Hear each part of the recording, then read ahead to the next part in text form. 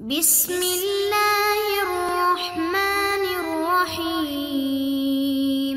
بسم اللہ الرحمن الرحیم۔ السلام علیکم عزیز طلبہ کرام، امید ہے آپ حضرات خیریت سے ہوں گے۔ آج ہمارا صحیح مسلم کا سبق نمبر 27 ہے، جس کا عنوان ہے مقدمہ صحیح مسلم 21واں حصہ۔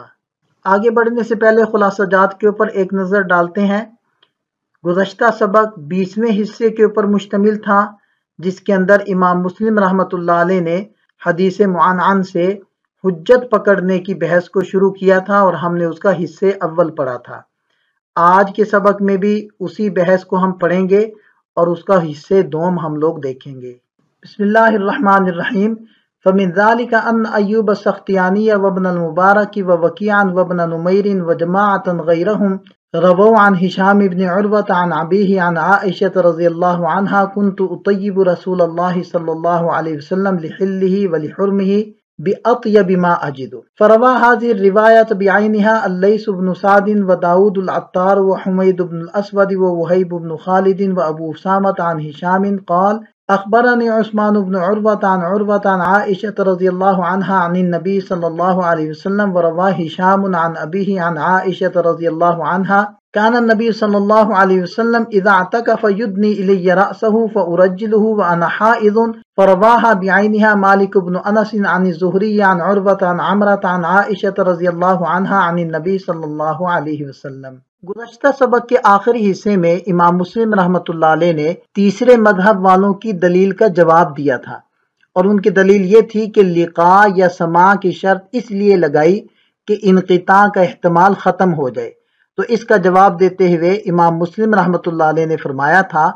اگر اس احتمال کو ختم کرنا ہے تو پھر معنعن روایت کو اس صورت میں قبول کیا جائے جب کہ شروع سے آخر تک لقاء یا سماع کی صراحت ہو، کیونکہ کبھی ایسا ہوتا ہے کہ راوی میں نشاط ہوتا ہے تو وہ تمام واسطوں کو ذکر کرتا ہے، اور کبھی نشاط نہیں ہوتا یا ضرورت محسوس نہیں کرتا تو پھر وہ راوی ان واسطوں کو چھوڑ دیتا ہے۔ اب یہاں سے امام مسلم رحمۃ اللہ علیہ ان مثالوں کو یا ان احادیث کو ذکر کرنے لگے ہیں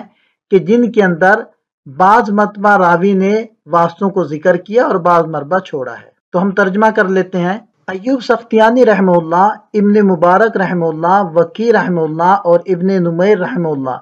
ان کے علاوہ ایک جماعت ہشام بن عروہ رضی اللہ عنہ سے روایت کرتی ہے۔ وہ اپنے والد اور وہ حضرت عائشہ رضی اللہ عنہ سے روایت کرتے ہیں کہ حضرت عائشہ رضی اللہ عنہ فرماتی ہیں کہ میں نبی پاک صلی اللہ علیہ وسلم کو خوشبو لگایا کرتی تھی احرام کھولتے وقت اور احرام باندھتے وقت، عمدہ سے عمدہ جو خوشبو میں پا لیتی۔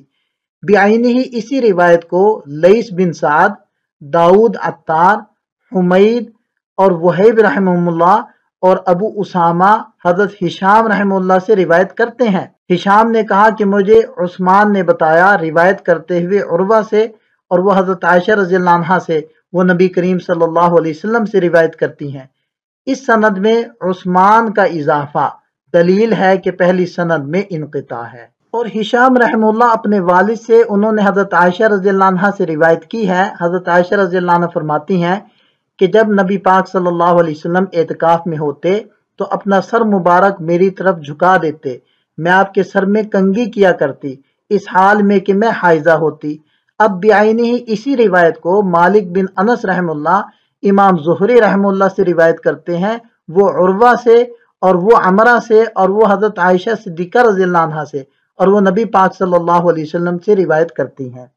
اس سند میں عمرہ کا اضافہ دلیل ہے کہ پہلی سند میں ارسال ہے۔ اس عبارت میں امام مسلم رحمۃ اللہ علیہ تیسرے مذہب والوں پر رد کر رہے ہیں کہ لقاء اور سماع ہونے کے باوجود ارسال کا احتمال باقی رہتا ہے جب تک کہ اول سے آخر تک سماع کی صراحت نہ ہو، اور اس پر اس عبارت میں امام مسلم رحمۃ اللہ علیہ نے دو مثالیں ذکر کی، بقیہ ترجمے سے ہی ساری بات واضح ہے۔ وروى الزهري وصالح بن ابي حسان عن ابي سلمة عن عائشة رضي الله عنها كان النبي صلى الله عليه وسلم يقبل وهو صائم، فقال يحيى بن ابي كثير في هذا الخبر في القبلة اخبرني ابو سلمة ان عمر بن عبد العزيز اخبره ان عروة اخبره ان عائشة رضي الله عنها اخبرته ان النبي صلى الله عليه وسلم كان يقبلها وهو صائم۔ وروى ابن عيينة وغيره عن عمرو بن دينار عن جابر قال أطعمنا رسول الله صلى الله عليه وسلم لحوم الخير ونهانا عن لحوم الحمر. فرواه حماد بن زيد عن عمرو عن محمد بن علي عن جابر عن النبي صلى الله عليه وسلم. وهذا النحو في الروایات کثیر یکثر تعداده وفيما ذکرنا منها کفایۃ لذوی الفہم. اور زہری رحمہ اللہ اور صالح بن ابی حسان نے ابو سلمہ رحمہ اللہ سے، انہوں نے حضرت عائشہ رضی اللہ عنہ سے روایت کی ہے کہ آپ صلی اللہ علیہ وسلم روزی کی حالت میں بوسہ لیتے تھے۔ اب یحییٰ بن ابی کثیر رحمہ اللہ اسی قبلہ والی روایت میں کہتے ہیں کہ مجھے ابو سلمہ نے خبر دی، ان کو عمر بن عبدالعزیز رحمہ اللہ نے، ان کو حضرت عروہ رضی اللہ عنہ نے، اور ان کو حضرت عائشہ رضی اللہ عنہ نے خبر دی کہ نبی پاک صلی اللہ علیہ وسلم روزے کی حالت میں ان کا بوسہ لیتے تھے۔ اسی اسناد میں حضرت عمر بن عبدالعزیز رحمہ اللہ اور حضرت عروہ رضی اللہ عنہ کے واسطے بڑھے ہوئے ہیں، جو اس بات کی واضح دلیل ہے کہ پہلی سند میں انقطاع ہے۔ اور ابن عیینہ رحمہ اللہ وغیرہ نے حضرت عمرو بن دینار سے، اور انہوں نے حضرت جابر رضی اللہ عنہ سے روایت کی ہے۔ حضرت جابر رضی اللہ عنہ فرماتے ہیں کہ نبی پاک صلی اللہ علیہ وسلم نے ہم کو گھوڑوں کا گوشت کھانے کی اجازت دی اور گدھوں کے گوشت کھانے سے منع فرمایا۔ اب اسی حدیث کو حماد ابن زید حضرت عروہ رضی اللہ عنہ سے، وہ محمد بن علی رضی اللہ عنہ سے، اور وہ حضرت جابر رضی اللہ عنہ سے، اور وہ آپ صلی اللہ علیہ وسلم سے روایت کرتے ہیں۔ اس سند میں محمد باقر کا اضافہ ہے، جو اس بات کی واضح دلیل ہے کہ پہلی اسناد میں انقطاع ہے۔ اور اسی جیسی روایات اتنی زیادہ ہیں کہ جن کی گنتی بہت زیادہ ہے، اور ان میں سے جتنی مثالیں ہم نے ذکر کی ہیں وہ عقل مندوں کے لیے کافی۔ تو دیکھیں کہ ترجمے سے بات واضح ہے، اور اس عبارت میں امام مسلم رحمۃ اللہ علیہ نے دوسری دو مثالیں ذکر کی ہیں۔ فَإِذَا كَانَتِ الْعِلَّةُ عِنْدَ مَنْ وَصَفْنَا قَوْلَهُ قَبْلُ فِي فَسَادِ الْحَدِيثِ وَتَوْهِينِهِ إِذَا لَمْ يُعْلَمْ أَنَّ الرَّاوِيَ قَدْ سَمِعَ مِمَّنْ رَوَى عَنْهُ شَيْئًا لِمَكَانِ الْإِرْسَالِ فِيهِ لَزِمَهُ تَرْكُ الْاحْتِجَاجِ فِي قِيَادِ قَوْلِهِ بِرِوَايَةِ مَنْ يُعْلَمُ أَنَّهُ قَدْ سَمِعَ مِمَّنْ رَوَى عَنْهُ إِلَّا فِي نَفْسِ الْخَبَرِ الَّذِي فِيهِ ذِكْرُ السَّمَاعِ لِمَا بَيَّنَّا مِنْ قَبْلُ عَنِ الْأَئِمَّةِ الَّذِينَ نَقَلُوا الْأَخْبَارَ أَنَّهُ كَانَتْ لَهُمْ تَارَاتٌ يُرْسِلُونَ فيها الحديث إرسالا ولا يذكرون من سمعوا منه وتارات ينشطون فيها فيسندون الخبر على هيئة ما سمعوا فيخبرون بالنزول فيه إن نزلوا أو بالصعود إن صعدوا كما شرحنا ذلك عنهم۔ لہذا جب اس شخص کے نزدیک جس کا قول ہم نے پہلے بیان کیا ہے، حدیث کو ضعیف اور کمزور قرار دینے میں، جب یہ بات معلوم نہ ہو کہ راوی نے مروی عنہ سے کچھ سنا ہے، اس روایت میں ارسال یعنی انقطاع کے احتمال کی وجہ سے، تو اس کے قول کے مقتضا کے مطابق اس راوی کی روایت کو بھی ناقابل استدلال جاننا ضروری ہے، جس کے متعلق معلوم ہو کہ اس نے مروی عنہ سے سنا ہے، الا یہ کہ وہ حدیث کہ جس میں سماع صراحتاً مذکور ہو۔ اور اس کی وجہ سے کہ ہم پہلے ان ائمہ کے بارے میں جنہوں نے حدیثیں روایت کی ہیں بیان کر آئے ہیں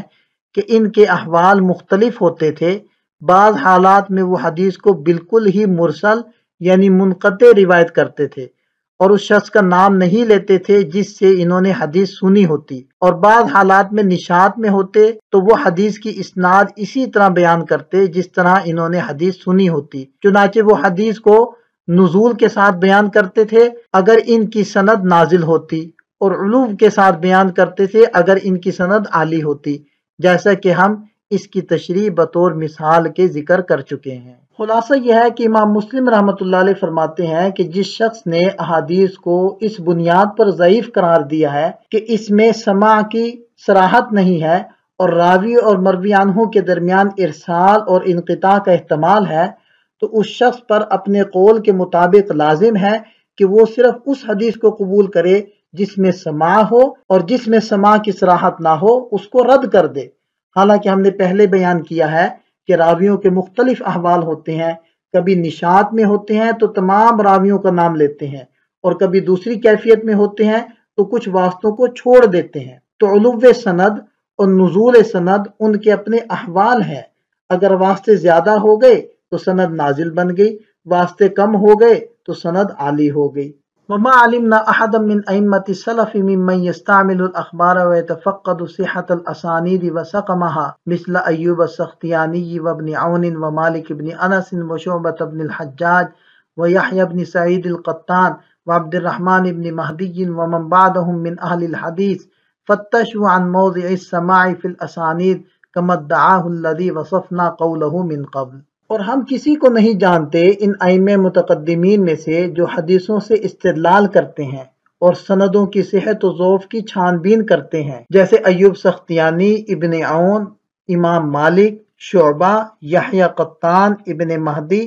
رحمہم اللہ، اور وہ محدثین جو ان کے بعد ہوئے۔ انہوں نے سندوں میں سماع کے مقامات کی تفتیش کی ہو، جیسا کہ ان لوگوں کا دعویٰ ہے جن کا قول ہم پہلے بیان کر چکے ہیں۔ یہاں سے امام مسلم رحمۃ اللہ علیہ تیسرے مذہب والوں کو یہ بتانا چاہتے ہیں کہ اکابر محدثین، جن میں سے چند کا انہوں نے نام بھی لیا، یہ حضرات بھی بلا ضرورت لقاء اور سماع وغیرہ کی تحقیق میں نہیں پڑھتے تھے، جیسے کہ تیسرے مذہب والے پڑھے ہوئے ہیں، کیونکہ جب روات ثقہ ہیں تو یہ ثقاہت روات ہی لقاء اور سماع کی دلیل ہے۔ وَإِنَّمَا كَانَ تَفَقُّدُ مَنْ تَفَقَّدَ مِنْهُمْ سَمَاعَ رِوَايَةِ الْحَدِيثِ مِمَّنْ رَوَى عَنْهُمْ إِذَا كَانَ الرَّاوِي مِمَّنْ عُرِفَ بِالتَّدْلِيسِ فِي الْحَدِيثِ وَشُهِرَ بِهِ فَحِينَئِذٍ يَبْحَثُونَ عَنْ سَمَاعِهِ فِي رِوَايَتِهِ وَيَتَفَقَّدُونَ ذَلِكَ مِنْهُ كَيْ تَنْزَاحَ عَنْهُمْ عِلَّةُ التَّدْلِيسِ فَمَا ابْتُغِيَ ذَلِكَ مِنْ غَيْرِ مُدَلِّسٍ عَلَى الْوَجْهِ الَّذِي زَعَمَ مَنْ حَكَيْنَا قَوْلَهُ فَمَا سَمِعْنَا ذَلِكَ عَنْ أَحَدٍ مِّمَّنْ سَمَّيْنَا وَلَمْ نُسَمِّ مِنَ الْأَئِمَّةِ۔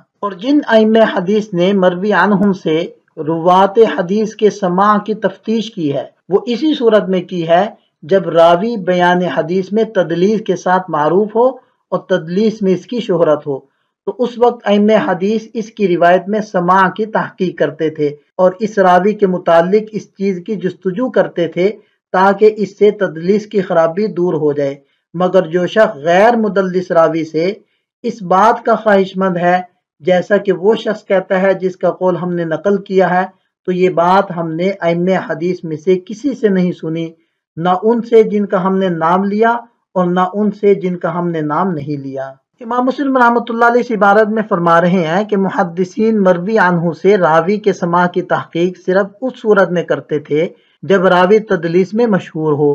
مدلس کی روایت کی تحقیق ضروری ہے تاکہ تدلیس کی خرابی دور ہو جائے، مگر جو روات تدلیس نہیں کرتے یا تدلیس میں مشہور نہیں تو ان کی روایت کی سماع کی تحقیق کسی امام کے نزدیک نہیں ہے۔ فمن ذلك ان عبد الله بن يزيد الانصاري وقد راى النبي صلى الله عليه وسلم قد روى عن حذيفة وعن ابي مسعود الانصاري عن كل واحد منهما حديثا يسنده الى النبي صلى الله عليه وسلم وليس في روايته عنهما ذكر السماع منهما ولا حفظنا في شيء من الروايات ان عبد الله بن يزيد شافه حذيفة وابا مسعود بحديث قط ولا وجدنا ذكر رؤيته اياهما في رواية بعينها ولم نسمع عن احد من اهل العلم ممن مضى ولا ممن ادركنا انه طعن في هذين الخبرين اللذين رواهما عبد الله بن يزيد عن حذيفة وابي مسعود بضعف فيهما۔ اور ان روایات میں سے یہ ہے کہ حضرت عبداللہ بن یزید انصاری رضی اللہ عنہ نے،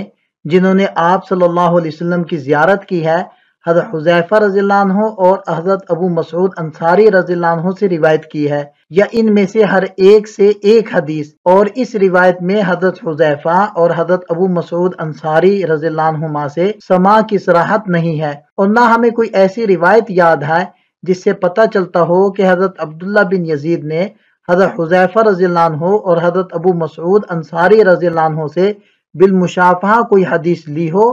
اور نہ کسی معین روایت میں ہم نے ان دونوں صحابیوں کو